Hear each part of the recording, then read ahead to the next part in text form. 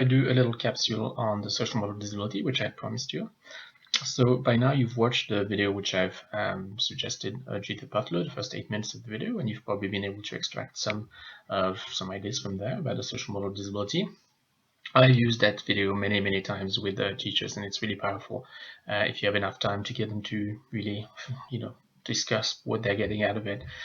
Obviously, there's a lot of interesting stuff around language, but very quickly people get down to seeing the distinction that's been made by Judith Butler about the difference between impairment and disability.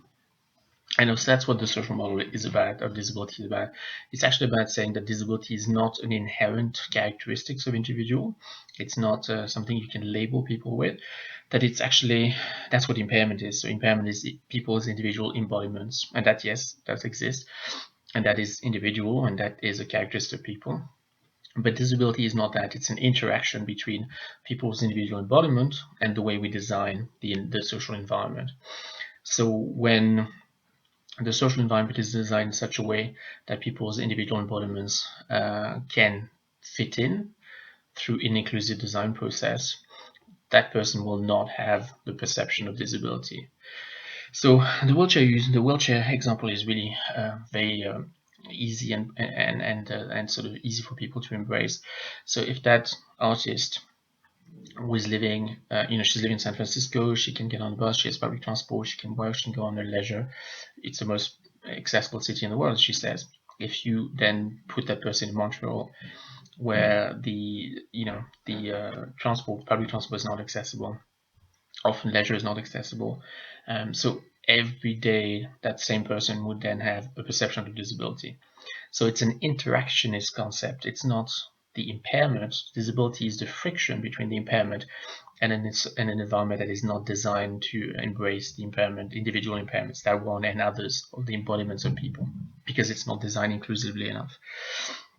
If you take that back to the classroom for us, you realize that if you take a student with ADHD, for example, so when I used to work in accessibility in higher ed, you would see students with ADHD, which is classified as a disability, come into services, and they would sometimes require excessive, extreme, significant services during one course, and then you wouldn't see them again for a year and a half, and then they would come back and be in academic at risk academically, and then they would require services again. Which really shows you that it's not a constant state. Their perception of disability where they were placed in a course that was lecture-based with final exams, not being able to switch roles during the instruction period, very traditionalist in approach. In those environments, they were disabled. When they were in very sort of active learning classrooms, they were outperforming their peers and they don't need support. And that's usually what you see with students with ADHD in higher education. And that sort of takes the same image that you've seen in a video, but transfers it to the classroom. It's the perception of disability that the individual has. It's not caused by their individual embodiment. It's caused by the fact that the environment is not designed to embrace them or to include them. So it's a really powerful eureka moment for a lot of teachers, because once you realize that, we've got so much focus on diagnosis in school, but suddenly it places the burden not on the students and their exceptionality, but it places the burden on a teacher and their design hats, which they're supposed to put on, and they're supposed to design in a way that is inclusive. And that is what leads then to universal design for learning. But it is a eureka moment usually for teachers to realize that through the design of their practices, they have the power to disable the individual, or on the contrary, to make them not feel disabled. So that's basically what the social model is about. It's saying disability is actually is a fluid sort of spectrum. It is not a label, it's not a specific individual characteristics, it's a fluid sort of notion, and it's a notion that is interactionist. It's actually about the way the environment is designed that then creates friction, creates the perception of disability in people whose embodiment has not been considered in the design of the social environment. So I hope that's helpful, and I'm going to put a couple of more videos, and then we can talk about it more both this week and then when I come back and support you for the rest of the completion of the assignment. But it's for you in inclusive course, it's going to be a very important sort of topic, and as I'd listed it in the sort of hot research sort of areas, because as you see, it's crucial for teachers who are involved in inclusion to understand the social model of disability.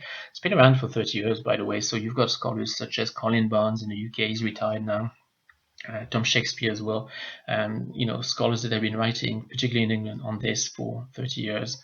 In disability studies, it is a notion that is now widely embraced, but in schools, we're not inserting it into pre-service training, in-service workshops. It's sort of ignored, and it is very difficult for teachers to fully embrace inclusion unless they've been exposed to the social model of disability. So I really encourage you to keep that on your radar and to continue that reflection. I'll put you 2 videos. One which is rather tongue-in-cheek and quite old from the UK, but it makes the point very nicely in a few minutes. And then another one which I bumped on there's a French electricity company, out of all things, that has created this tiny little video in black and white, but it's actually very powerful. And it finishes by just saying, everything should be designed for everyone, and it's really more of a service and social services sort of it's a commercial angle, but there it stresses the importance of accessibility, and it stresses it from the social model point of view. So I think you'll enjoy that, and then you're going to find lots of reading if you're interested and if you have time for readings. So I will close that and post that, and get back to me if you have any questions on this.